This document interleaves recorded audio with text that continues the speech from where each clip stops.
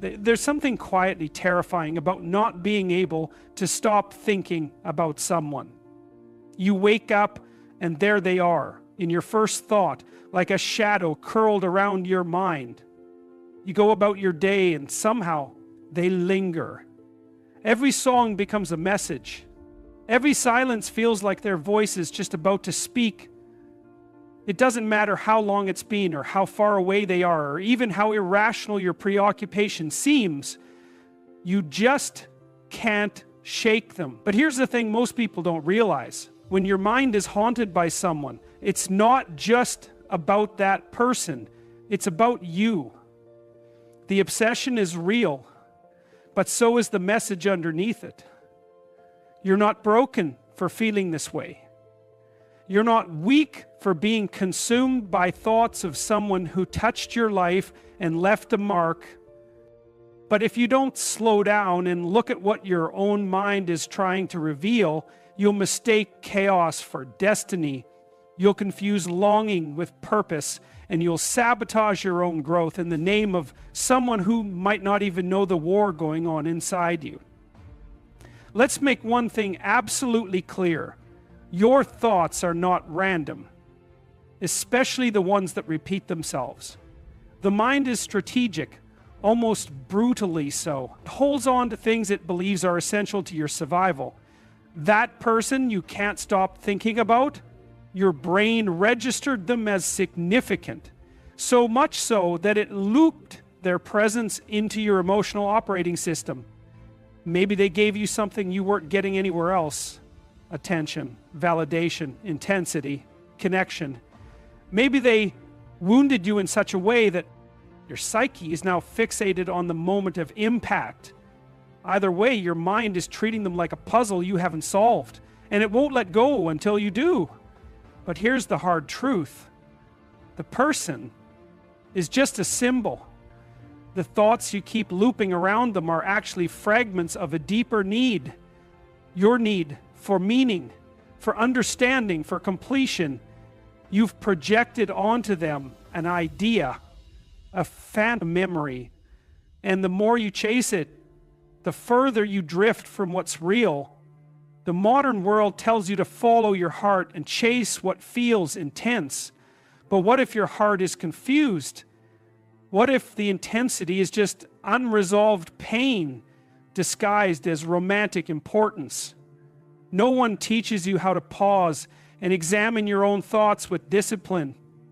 No one shows you how to question the emotional stories you've built around another person. And because of that, you remain trapped, not in love, but in fixation, a loop, a cycle. The more you think about them, the more power you give to the narrative. And the narrative, not the person, becomes your prison. So what does it mean when you can't stop thinking about someone? It means something inside you has been triggered. And that part of you is asking to be understood, not silenced. Your task isn't to chase them or erase them. Your task is to get curious, ruthlessly curious. What does this person represent to you? What did you feel with them that you haven't been able to feel alone? And why is that feeling so rare in your life that you had to attach it to one person? Because if you don't answer those questions, your fixation will shape your decisions. And it will distort your self-worth. You'll start measuring your value by whether they reach out, whether they look back, whether they miss you. And that's a trap. Because as soon as you do that, you give away your power. You hand over your emotional center to someone else. You become a satellite orbiting someone else's gravity. And every day you don't pull back, you drift further from your own path. This isn't about blaming yourself. See, it's about awakening. It's about reclaiming authority over your mind. When you can't stop thinking about someone, it's a sign that part of your identity has merged with theirs. And the way to heal isn't by chasing them or running from them, but by separating your story from their presence. Your life has meaning, that is not dependent on whether someone stays, notices, or returns.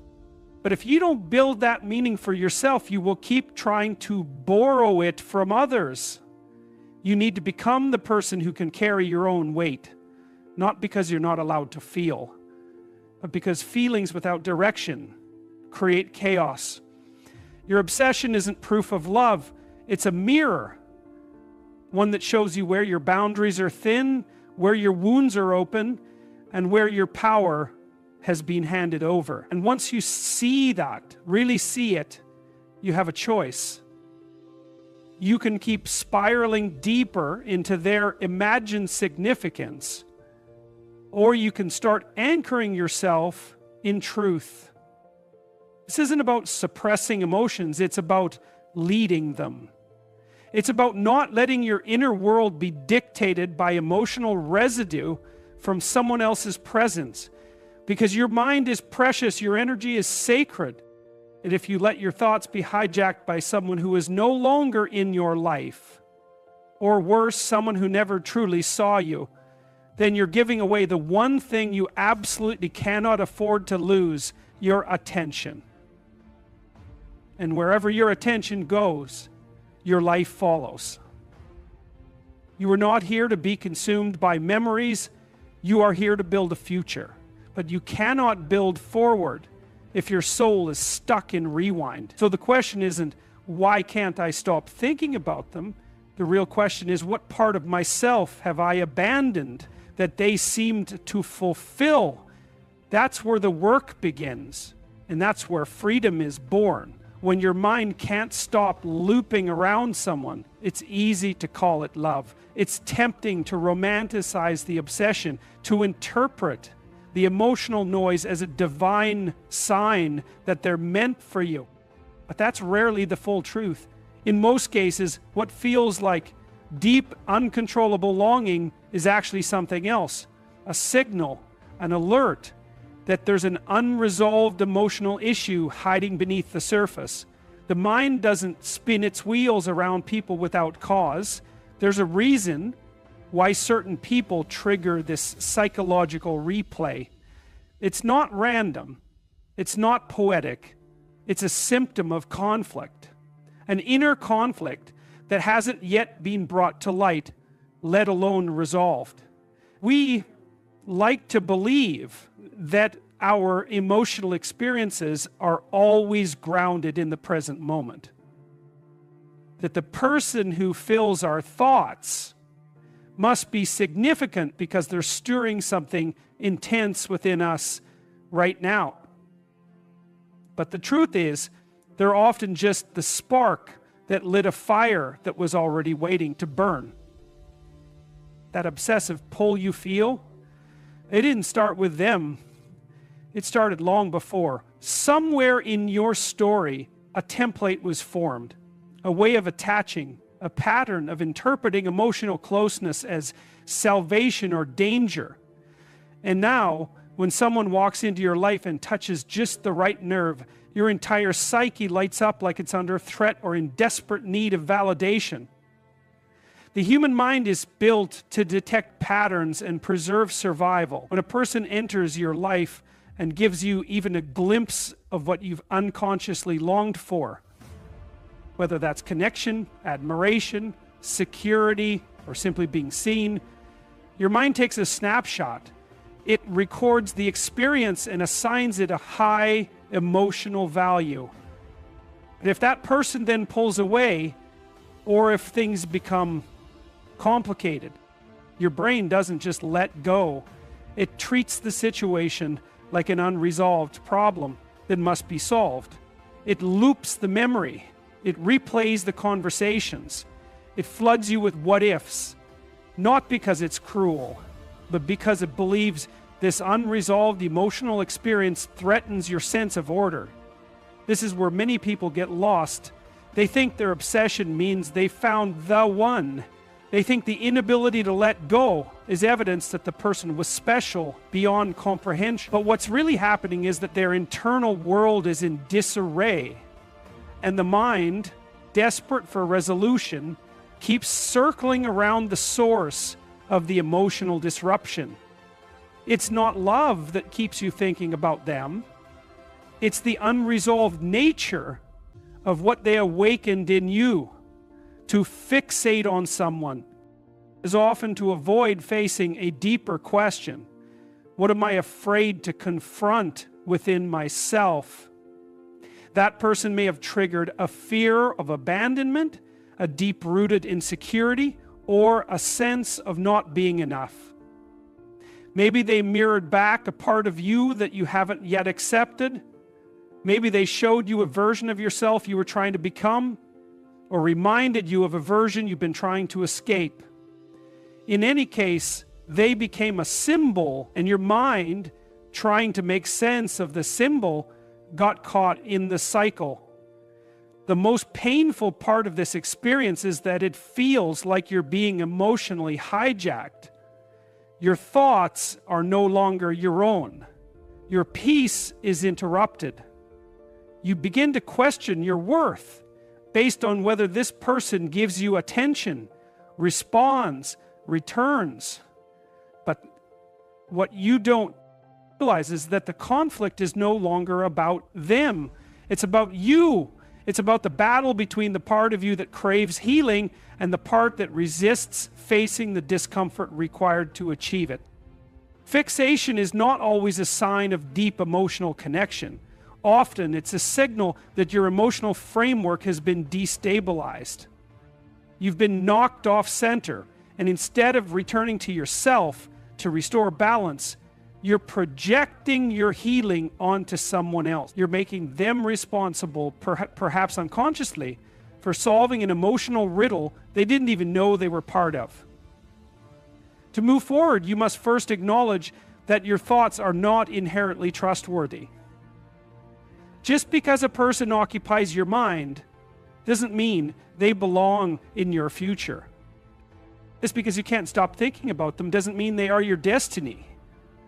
The mind is easily manipulated by unresolved pain. And until you resolve that pain, your emotional compass will keep pointing toward whatever or whoever activated it. This is why emotional discipline is so crucial. You must become a steward of your own thoughts. You must examine them, not with shame, but with honesty. What does this obsession protect me from feeling? What uncomfortable truth am I avoiding? Is it easier to think about them endlessly than to admit that I've lost part of myself in the process? The irony is that the more you chase the person mentally, the further you drift from your center. You begin to forget who you were before they entered your life. You lose track of your goals, your values, your clarity. And all for the illusion that if you think hard enough, long enough, intensely enough, you'll somehow find peace. But peace doesn't come from obsession. Peace comes from understanding. And when you realize that the obsession is a sign of inner conflict, not just romantic intensity, you begin to take your power back. You stop looking at the person as the solution and start seeing them for what they are, a messenger. They showed up to awaken something in you. Maybe they triggered your fears. Maybe they offered you a mirror. Maybe they played a role they weren't even aware of. But now that the role has been played, your responsibility is yours. Your healing, your growth, your clarity. They're not dependent on whether this person stays or leaves. They depend entirely on whether you are willing to face the part of you that became so vulnerable in the first place. So the next time you find yourself drowning in thoughts of someone, remember this: the intensity of your thoughts is not proof of fate. It is a call to examine your emotional foundations. It is your mind trying to get your attention, not to pull you towards someone else, but to draw you back to yourself. And the sooner you heed that call, the sooner you return to your own strength. When someone occupies your mind constantly, it's tempting to believe they must be incredibly important to your life story. But what often goes unseen is that the person you can't stop thinking about is rarely the true focus of your obsession. More often than not, they are a placeholder, a symbol, a mirror, reflecting back to you a part of yourself that feels incomplete. You've projected onto them something you're missing internally, something you long for, something that you've either never had or feel like you've lost. They become the representation of a need. And the deeper that need runs, the more powerful your thoughts about them become. People don't fixate on others without cause. The human mind doesn't waste energy on something that carries no emotional value. And someone keeps returning to your thoughts, it's because at some level, your psyche has attached significance to them. But here's the key. Most of the time, it's not about who they truly are. It's about what they represent to you. You're not obsessed with them. You're obsessed with the version of yourself you imagine when you're with them, or the emotional state you believe they can unlock within you. Maybe they made you feel seen, and that feeling was so rare, so unfamiliar that your entire system latched onto it. Maybe they made you feel desired in a way that scratched the surface of an old wound, the kind that told you that you weren't enough. This is the danger of emotional projection.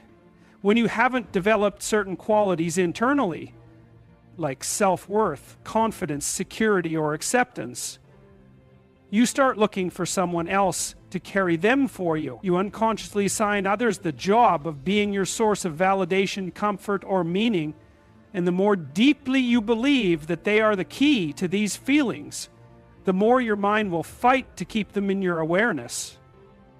Not because of who they are, but because of what your psyche believes they're holding on your behalf. That's why you can become obsessed with someone you barely know, or someone who treated you poorly, or someone who was only in your life for a moment. Your conscious mind might be confused by the intensity, but your subconscious mind is crystal clear. This person symbolizes something that feels essential to your emotional survival. And until you retrieve that power, until you claim those missing parts of yourself, they will continue to haunt your inner world. There is a difference between love and projection. Love sees clearly. Love accepts the other person as they are without illusion. But projection is built on fantasy. It fills in the blanks with your unmet needs. It elevates the person not for who they are, but for what they represent. They become an icon of possibility, not a human being. And when you assign someone else the role of fulfilling what you haven't yet given yourself, you set the stage for dependency, disappointment, and emotional chaos. Think about it. Why do we obsess over people who don't reciprocate? Why do we hold on to someone who walked away, or who sent mixed signals, or who gave us attention only to withdraw it later? It's because inconsistency activates scarcity. And when something becomes scarce, we assign it more value. You start believing that this person holds something rare. But the rarity is not them. The rarity is the emotional experience you attach to them. That's what you're chasing. That's what you're really after.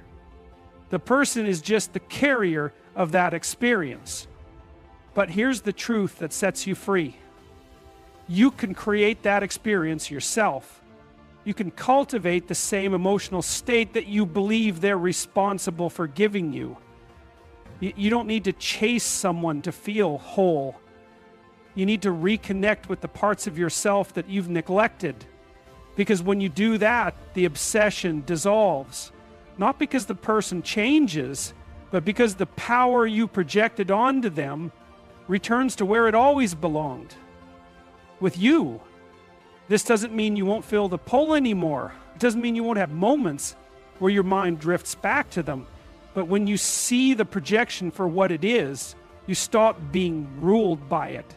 You stop letting your thoughts be hijacked by the fantasy, and in that awareness, you begin to heal. The way out of this pattern isn't through more contact with the person, more conversations, more closure. The way out is through self-reclamation. You have to become the source of what you were trying to get from them. If they made you feel important, you must start treating your life like it matters. If they made you feel beautiful, you must start seeing yourself with the same kindness and awe. If they made you feel wanted, you must start wanting your own growth, your own truth, your own presence. This is not an easy process. It requires brutal honesty. It requires you to face the parts of yourself that have been hungry for too long. And it demands that you stop looking outward for rescue, because no one can save you from your own emotional projection. Only you can. But the reward is freedom. When you stop projecting what you lack, you become whole. And from that place of wholeness, you attract differently. You love differently. You think differently. You're no longer magnetized by the people who reflect your wounds. Instead, you're drawn to those who mirror your strength, your clarity, your integrity. And that changes everything. So if someone lives in your mind rent-free, ask yourself this: what do they represent to me? What am I hoping they'll fulfill that I haven't yet claimed within myself? And how can I begin giving myself that gift today? Not tomorrow, not when they return, not if they text, but now. Because until you do, you will continue to mistake projection for connection, fantasy for fate. And you deserve better than that. You deserve truth. You deserve presence. You deserve the peace that comes when you finally return your power to yourself. The person you can't stop thinking about isn't just occupying your mind. They're influencing your identity. Thought after thought, day after day, they become more than just a memory or a person. You begin shaping your choices, your emotions, and even your self-worth around their existence. This is where the damage quietly begins. When someone takes up that much mental space, you start adapting your inner world to accommodate them, often without realizing you're doing it. You check your phone constantly, not because you're expecting something logical, but because a part of you has become emotionally dependent on a response.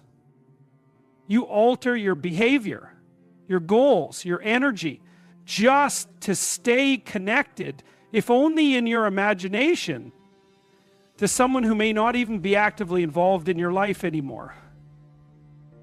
This isn't love. This is surrendering your sense of self to a narrative that no longer serves you. One of the greatest dangers of persistent fixation is the slow erosion of your personal agency. When someone dominates your thoughts, they also begin to define your emotional state. You become reactive instead of intentional. If they're warm, you feel high. If they're distant, you plummet. Your sense of peace, confidence, even purpose begins to hinge on their proximity and attention. And that's how you lose yourself. Not in one dramatic moment, but gradually through thousands of tiny emotional decisions where you choose them over your own center, over your own clarity, over your own healing. The most insidious part of this dynamic is that it often disguises itself as hope.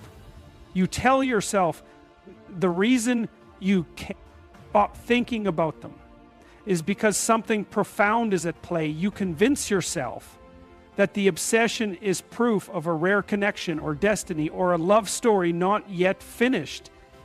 But that hope becomes a trap. You start living in a future that doesn't exist. You imagine conversations, reunions, apologies. You stay stuck, not because you're incapable of moving on, but because you're addicted to the version of reality where they eventually validate the depth of your feelings. That version plays like a movie in your mind. It gives you emotional highs, but it robs you of the present. It steals the time and energy you could be investing in yourself, in growth, in something real. What you have to understand is this: the more you think about someone who isn't actively part of your life, the more power to give them over your current reality. They don't have to say a word, and yet they're controlling your emotional climate. They don't have to be physically present, and yet they dictate the pace of your healing. That's not connection. That's emotional captivity. And the only one who can unlock that prison is you. This is not a call to become numb. It's not a push to suppress your feelings. It's a challenge to reorient your focus. When you catch yourself thinking about them for the 100th time in a day, ask, what am I actually feeling right now? Am I lonely, insecure, disappointed? Am I trying to escape something in my current life by diving into the fantasy of what could have been? Because behind the obsession is usually a pain you haven't yet faced, a fear of being alone, a belief that you're not enough on your own, a wound that says being chosen is the only thing that gives you value. That's where the real work begins. And that's what those recurring thoughts are trying to cover up. There's a deeper layer to this, and it's one most people don't like to talk about: identity loss. When you wrap your self-worth around another person, your identity becomes entangled with theirs. You become a version of yourself that only exists in relation to them. Without them, you feel aimless. You forget what it feels like to be full, independent, grounded. That loss of self isn't always loud. Sometimes it comes in quiet compromises. You stop doing things you used to love. You lose enthusiasm for your own plans. You begin defining success or happiness in terms of whether they return, whether they approve, whether they see you again. Slowly, your life becomes a waiting room, not a journey. Reclaiming your identity means remembering who you were before they entered the picture, and then going deeper. It means building a version of yourself that isn't shaped by their presence or absence. And that kind of self-restoration requires courage, because it means letting go of the illusion that they complete you. It means facing the terrifying idea that you can be whole even without them, that your life doesn't begin when they come back, but when you return to yourself. It takes discipline to break free. Emotional discipline, the ability to sit with the discomfort instead of escaping into the fantasy. The willingness to choose yourself again and again, even when it hurts. Especially when it hurts. Because the truth is, you don't miss them as much as you miss who you were when you felt close to them. You don't crave their presence as much as you crave the emotional safety or excitement they once triggered in you. And those feelings, they can be rebuilt from within. Not overnight, but through deliberate, honest work. Through choosing habits that serve your growth. Through conversations that help you see clearly. Through actions that reinforce your worth, regardless of who is or isn't by your side. The mind is powerful, and if left unchecked, it will drag you into patterns that feel familiar but are destructive. That's why you need to interrupt the cycle, not by force, but by redirection. Every time your thoughts pull you into a fantasy about them, redirect that energy toward a real goal. Build something, create something, learn something, heal something. As obsession thrives on idle energy. but progress kills it. Growth is the antidote to fixation. So if someone is taking up all the space in your head and they're not taking any steps to be in your life, ask yourself why you're allowing them to live there. Ask yourself what part of your identity has been handed over to a memory, and then begin the work of calling it back, piece by piece, day by day, not for revenge, not to prove anything, but because your life deserves your full presence. Because your story cannot unfold if your attention is stuck in someone else's chapter. When you can't stop thinking about someone, you're not just emotionally tethered, you're energetically drained.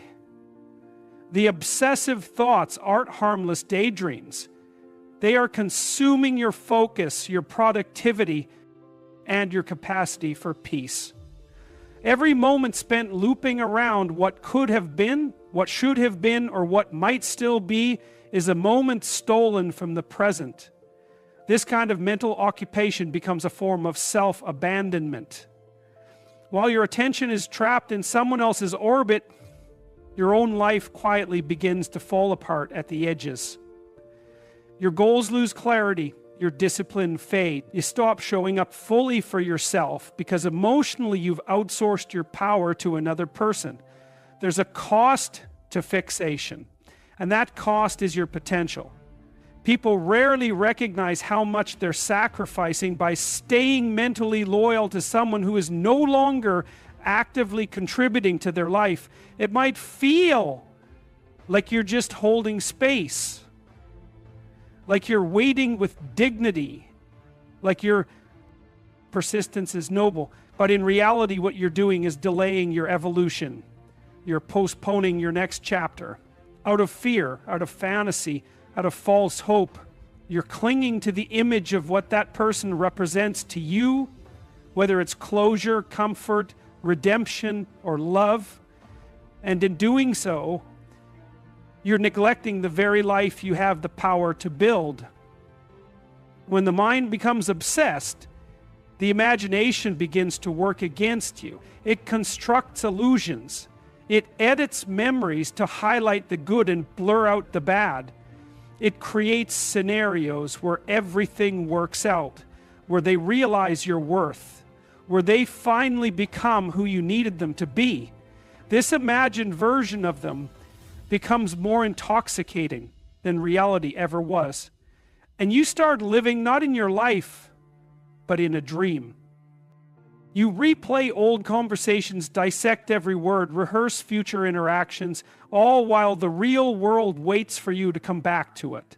But the world doesn't stop just because your mind is stuck. Time moves, opportunities pass, relationships with others begin to suffer because your emotional bandwidth is spent.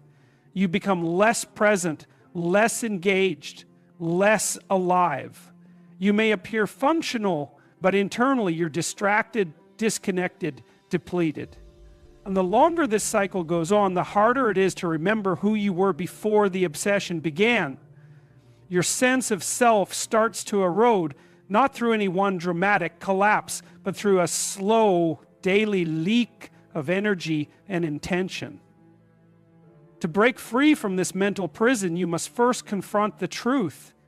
This person no longer belongs in the center of your thoughts, not because they were insignificant, not because the connection didn't matter, but because the cost of their presence in your mind has become too high. You owe yourself more than a life spent fantasizing about someone who is not showing up for you. You owe yourself reality, truth, movement. And that starts by reclaiming your energy. Reclaiming your energy is not about pretending they never mattered.